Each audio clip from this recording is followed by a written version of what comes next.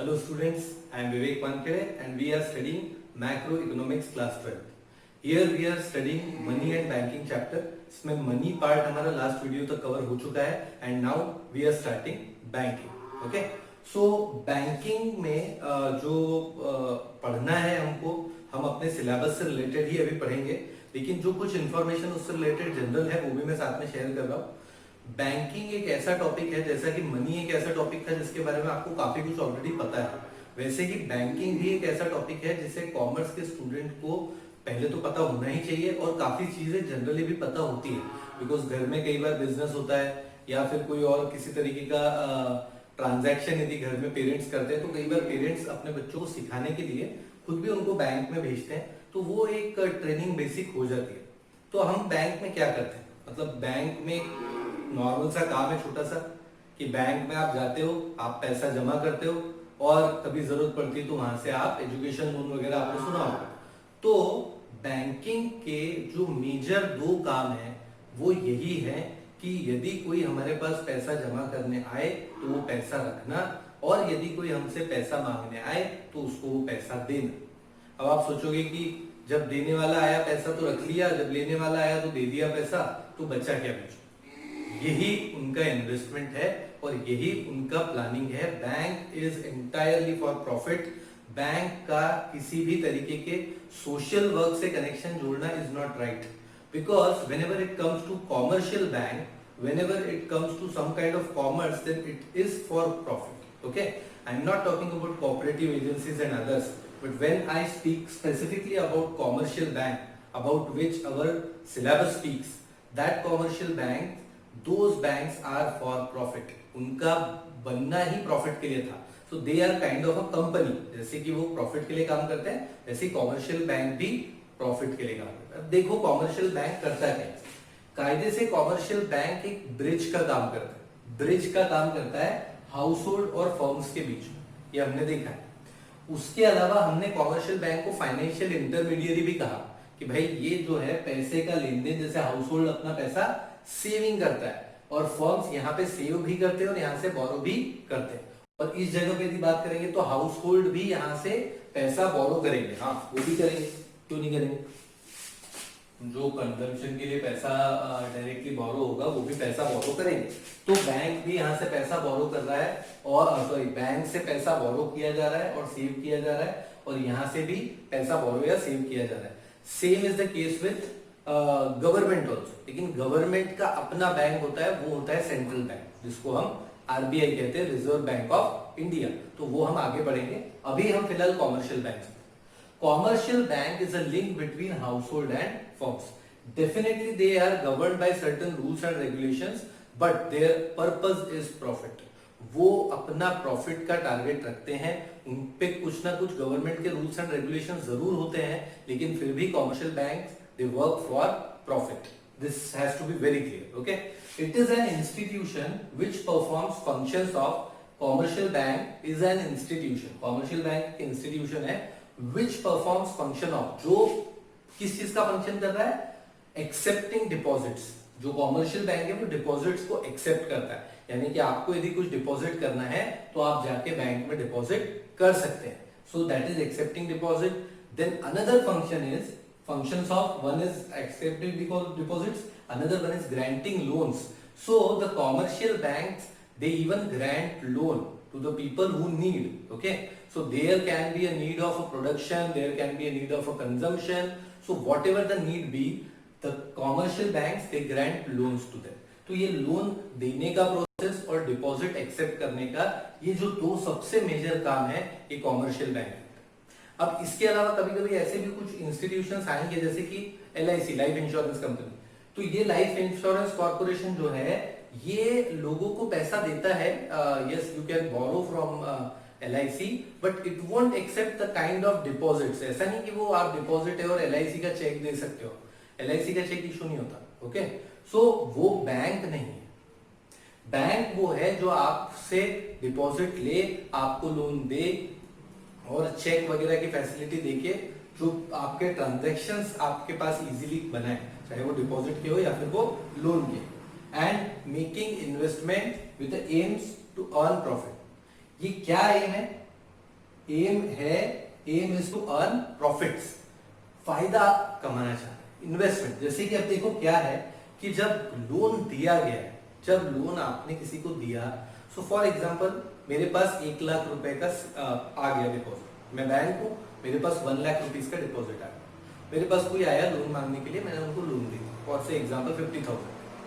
अब यदि 50,000 का लोन देने के बाद सिर्फ 50,000 ही वापस लूंगा, तो जो पर्सन मेरे पास जमा करके गया है मुझे उसको भी तो इंटरेस्ट पे करना है, राइट। सो ये इस बीच में थोड़ा सा प्रॉफिट, और ये सब मैनेज करने के लिए जो लोग रखे हैं उनकी सैलरीज वगैरह भी निकलनी चाहिए, ओके। थोड़ा सा ट्रक आ गया शायद, जस्ट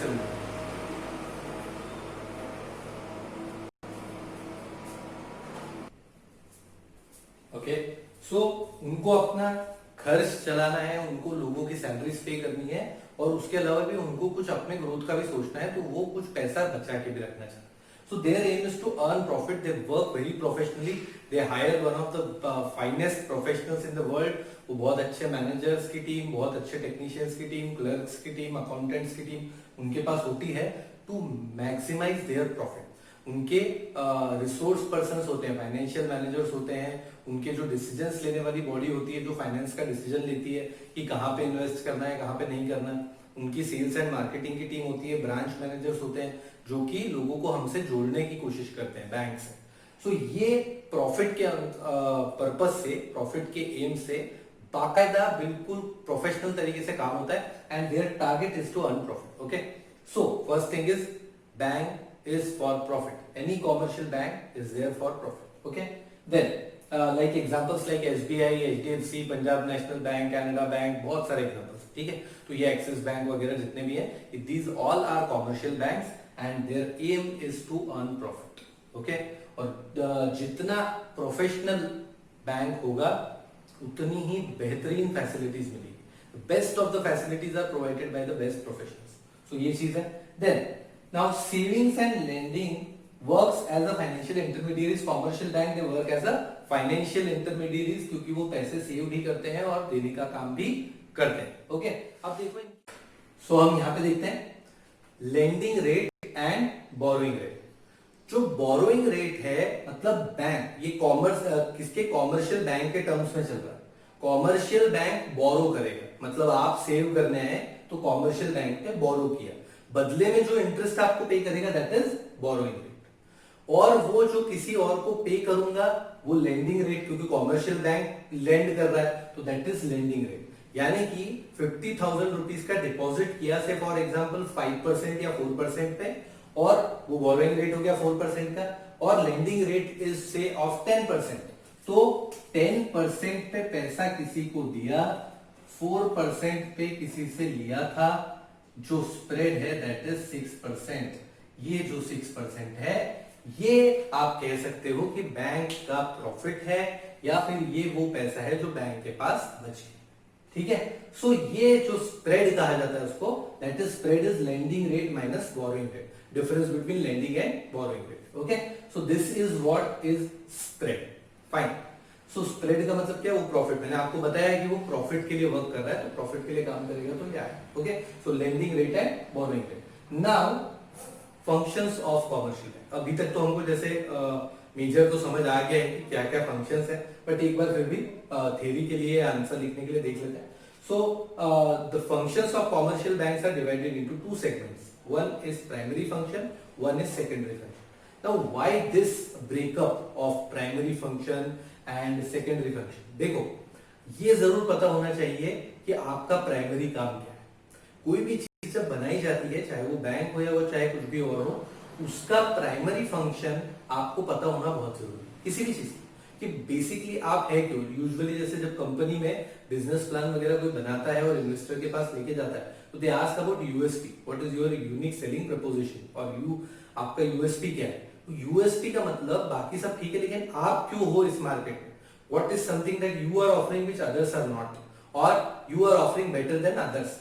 तो दिस इज प्राइमरी फंक्शन, कि बैंकिंग के बहुत सारे काम होते हैं, बहुत सारे, मतलब आपने देखा ही होगा, क्रेडिट कार्ड से लेके तो मोबाइल बैंकिंग से लेके तो नेट बैंकिंग, गोल्ड इन्वेस्टमेंट, पता नहीं क्या क्या काम करते हैं। अभी तो बहुत कुछ उनका काम बढ़ रहा है, लेकिन उसका प्राइमरी फंक्शन क्या है? Accepting deposit, advancing, accepting deposits, advancing, ये उनका प्राइमरी पर्पस है। डिपॉजिट्स को एक्सेप्ट करना और लोन को देना, ये उनका मेन। डिपॉजिट्स कौन से टाइप के?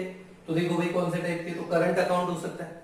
करंट अकाउंट ये यूजुअली बिजनेस वगैरह, जो बिजनेस पीपल है, बिजनेसमैन है, उनका होता है ये करंट अकाउंट।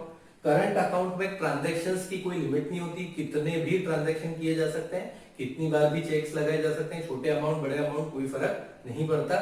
इसके बदले में करंट अकाउंट में जिसने पैसे डिपॉजिट किए हैं उनको कोई इंटरेस्ट नहीं होता, रादर उनको ट्रांजैक्शन के लिए कुछ चार्जेस बैंक के जरूर पे करते हैं, may be nominal, but they have to pay. So current account जैसे होता है, कई बार कार्ड स्वैप करने जाते हैं किसी शॉप पे, कहता है यार हमको 1% लगेगा, वो that current account holder will have that kind of swapping machine and all, okay. So that is current account, first thing. Now next is saving account. Saving account जो नॉर्मली आपका, हमारा, हम सबका जो होता है बैंक में, जिसमें हम पैसे जमा करते हैं, और फिर डेबिट कार्ड होता है, जो एटीएम कार्ड होता है ना, तो डेबिट कार्ड से निकाल लेते हैं, जितना पैसा है उतना निकाल सकते हैं। उसमें भी एक लिमिट रहती थोड़ी, कभी कभी इससे ज्यादा एक दिन में नहीं निकल सकते। ऐसा ना हो कि सारे लोग सारा सेविंग किया हुआ पैसा एक साथ ही निकाल ले, इसलिए कुछ लिमिट्स लगा दी जाती है। लेकिन करंट अकाउंट में कोई लिमिट नहीं रहती। सेविंग अकाउंट में भी से आप पैसा निकाल सकते हो, लेकिन कुछ लिमिट्स रहती है, ओके। तो सेविंग अकाउंट।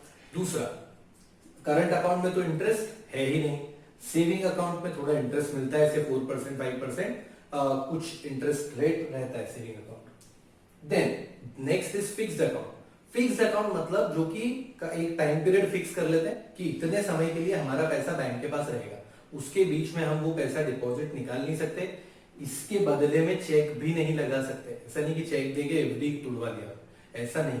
एंड यदि आप एफडी ब्रेक करवाते हैं, या यदि आप कहीं से भी ऐसा कुछ करते हैं कि आपको एफडी टाइम से पहले ही पैसा निकालना है, देन यू हैव टू पे a fine of, okay. So fixed account जब भी खोला जाता है, इसका परसेंटेज जो सबसे हाईएस्ट होता है, मतलब जो बोरोइंग रेट है ना, वो बोरोइंग रेट इन सब में इसका हाईएस्ट होता है। इसका तो 0 है, इसका तो कुछ रहता है, लेकिन सेविंग से ज्यादा फिक्स का होता है, तो उसी सीक्वेंस में लिखें। और जो करंट अकाउंट और सेविंग अकाउंट है, यहां पे चेक लग सकता है, यहां पे नहीं, चेक यहां पे एप्लीकेबल नहीं है, बाकी इन दोनों जगह पे चेक लग सकता है, चेक से पैसा निकाला जा सकता है, ठीक है। लेकिन फिक्स्ड अकाउंट पे चेक नहीं लगाया जा सकता। तो ये एक्सेप्टिंग डिपॉजिट्स, ये डिपॉजिट्स के कुछ टाइप है, करंट अकाउंट, सेविंग अकाउंट और फिक्स्ड अकाउंट। फिर then next is advancing loans. अब बैंक लोन्स देती है, बैंक लोन देती है लोगों को, तो बैंक देखो किस टाइप के लोन देती है, कैश क्रेडिट। अब आपके जो करंट एसेट्स हैं, कैश क्रेडिट का मतलब क्या, आपके जो करंट एसेट्स हैं, जैसे कि shares, assets, current assets, shares, bonds वगैरह जो भी हैं, तो वो जो शेयर्स वगैरह के बदले में यदि आप कुछ पैसा ले सकते हैं बैंक से, तो आप अपने शेयर वगैरह सब उनके पास रख देते हैं, उसका वैल्यूएशन होता है, एक अमाउंट सैंक्शन हो जाता है कि इतने अमाउंट का इनको क्रेडिट दिया जा सकता है। वो अमाउंट आपके लिए सैंक्शन हो जाता है, जितना भी अमाउंट आप निकालते हैं, उस निकाले हुए अमाउंट पे आपको टैक्स कह रहा हूं, इंटरेस्ट पे करना पड़ता है, that is lending rate. So cash credit में बेनिफिट क्या है, एक तो ये कि आपको करंट एसेट के बदले में मिल रहा है, दूसरा आपको उतने अमाउंट पे ही पे करना है जितने अमाउंट को आपने निकाला है, ओके। Demand loans. अब डिमांड लोन में क्या होता है, डिमांड लोन ऐसा लोन है जो बैंक कभी भी डिमांड कर सकता है कि मुझे वापस ला दो। जैसे मैं डिमांड लोन बैंक से लेके आया और मैंने से 15 लाख का लोन लिया, 15 लाख का डिमांड लोन मैंने बैंक से लिया, बैंक कुछ समय के बाद मुझे, हो सकता है कभी मुझे कहे कि मुझे पैसे की जरूरत है, मुझे पैसा ला दो, तो बैंक उस लोन की डिमांड कभी भी कर सकता है, वापस से उसको मांग सकता है, दैट इज डिमांड, ओके। और इसमें जितना लोन सैंक्शन हो जाता है उस पूरे पे ही इंटरेस्ट लगता है। यहाँ पे जितना निकालते हैं उस पे, इसमें जो सैंक्शन हो गया वो, इसमें भी शॉर्ट टर्म लोन्स में भी क्या करते हैं, एक उसके नाम का अकाउंट बना देते हैं, लोन अकाउंट। लोन अकाउंट में सारा जितना भी सैंक्शन हुआ है पैसा वो डाल देते हैं, और जैसे ही वो पैसा सैंक्शन हो जाता है, इंटरेस्ट का रेट स्टार्ट हो जाता है। तो short term loan is for a particular period of time. तो when it is for a particular period of time and that can not be demanded any time, वो बैंक कभी भी नहीं मंगवा सकते. Okay, so short term loans ये हैं, demand loans ये.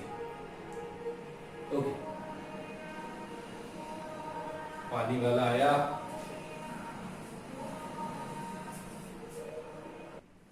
ओके, सो यहाँ पे ये हमने देख लिया प्राइमरी फंक्शंस. अब एक बार शॉर्ट में देख लेते सेकेंडरी फंक्शंस. वैसे it is not the part of a syllabus but then still now bank deposit लेने या लोन देने के अलावा और क्या काम करता है. For example overdraft facility. Overdraft मतलब जितना आपके अकाउंट में है उससे ज्यादा.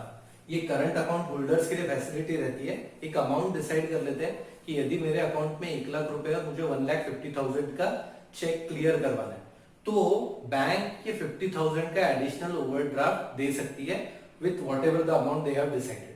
तो ये एक अच्छी फैसिलिटी है. ऐसे में कभी कभी क्या होता है, when you do not have sufficient funds in your account and if you need कि भाई कोई चेक आ गया तो चेक बाउंस हो जाना is a crime. Okay, so to save you from all those things, bank and the customers they use this overdraft facility of bank. ये additional function, इसका deposit और उससे कुछ लेना देना नहीं है, ये एक एक्स्ट्रा फंक्शन है और इसके लिए वो चार्ज भी करता है. Then discounting bills of exchange. Bills of exchange क्या होता है, कभी कभी कंपनीज कुछ काम करवाती हैं और कहती हैं कि पैसा मैं 3 महीने बाद पे करूं. तो 3 महीने बाद जो पैसा होता है उसके बदले में एक बिल दिया हुआ है कि after 3 months I am going to pay this bill. तो ये जो बिल है ना, ये बिल तो जो मान लो कोई प्रोड्यूसर है जिसने सामान अपना किसी कंपनी को बेचा है और कंपनी ने पैसे नहीं दिए, बिल ऑफ एक्सचेंज दे दिया कि 3 months के बाद मैं आपको दे दूं. लेकिन कंपनी जो प्रोड्यूसर था उसको अभी पैसे चाहिए, तो प्रोड्यूसर वो बिल ऑफ एक्सचेंज का कागज लेके सीधे बैंक के पास जाएगा, बैंक को बोलेगा कि आप मुझे इसके बदले में पैसे दे दो. तो एक थोड़े डिस्काउंटेड रेट पे, फॉर एग्जाम्पल 3 लाख रुपए मिलने वाले हैं, सो लाइक 2,90,000 वो अभी दे देगा और जो भी अमाउंट है, और वो जो 10,000 ऊपर जो बच रहा है दैट इज ऑफ बैंक. इसका भी डिपॉजिट या लोन से कोई लेना देना नहीं है. ये चीज भी उनकी एक फंक्शन है. उसके अलावा एजेंसी फंक्शंस में बहुत सारे काम करता है. फॉर एग्जांपल फॉरेन एक्सचेंज का ट्रांसफर, फॉरेन की करेंसी आपको जमा करनी है, लेनी है, वो यहाँ से मनी ट्रांसफर होता है, एक अकाउंट से दूसरे अकाउंट में आपको पैसे भेजने, तो ये ट्रांसफर फंक्शंस. इसके अलावा देयर आर मेनी अदर, से ई कॉमर्स अभी ऑनलाइन का सारा काम शुरू हो चुका है, तो इनके ना कंसल्टेंसी प्रोवाइड करते हैं.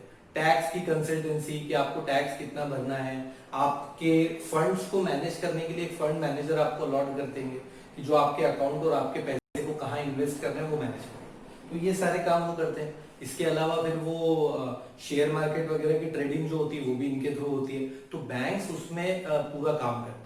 और बैंक्स का आपको पता ही है, बैंक के ऊपर ट्रस्ट लोगों का बहुत रहता है. तो इस टाइप की एजेंसी फंक्शन जिसमें वो एक सेंट्रल एजेंसी का काम करता है और वो उसके बदले में कमीशन भी चार्ज करता है. जैसे एजेंट चार्ज करते हैं वैसे ही बैंक भी चार्ज करता है. Then the next is general utility. General utility में जैसे फॉर एग्जांपल आप कहीं बाहर ट्रैवल करने जा रहे हैं तो पहले ना एक ट्रैवलर्स चेक, आजकल तो कार्ड ले जाते लोग, पहले ट्रैवलर्स चेक लेते थे. तो उसमें क्या है कि मुझे 1 लाख रुपीज कैश कैरी करना is risky, so I will carry a cheque with me, so then wherever I go that I can show that check and I can get my money from that particular. तो ऐसे traveller cheque हैं. इसके अलावा और general utility के अंदर मान लो एक लेटर ऑफ क्रेडिट नाम की चीज होती है कि इन जो है XYZ पर्सन, इनका इतना क्रेडिट वर्दीनेस है, इनके ऊपर ट्रस्ट किया जा सकता. वो चीज जब बड़ी बड़ी कंपनियां शेयर्स इशू करती हैं तो शेयर इशू करते वक्त they need a underwriter. Underwriter is a kind of a person जिसके ऊपर ट्रस्ट करके शेयर होल्डर्स अपना पैसा लगा देते. वे इनका अंडरराइटर तो एचडीएफसी जिसका अंडरराइटर हो वो पैसा तो रिटर्न मिलने के चांसेस बढ़ जाए लाइक दैट. तो ये अंडरराइटिंग वगैरह का काम भी करते हैं, उनका इवेल्युएशन वगैरह भी करते हैं. And all this general purpose they do in general utility. ये जो संदीप गर्ग है उसमें काफी अच्छे से दे रखा है सेकेंडरी फंक्शंस को, इनको आप स्टडी कर लेना. सिलेबस में नहीं है बट देन स्टिल ये दोनों फंक्शंस हमने अभी देखे. अब जो सबसे इंपॉर्टेंट चीज सिलेबस में है जो हमको पढ़नी है वो हम नेक्स्ट वीडियो में पढ़ने वाले हैं. वो हर हालत में मिस मत करना. That is money creation. Bank money कैसे क्रिएट करता है. ओके, बड़ा अच्छा और इंटरेस्टिंग टॉपिक है, उसको हम नेक्स्ट वीडियो में देखेंगे. Thank you.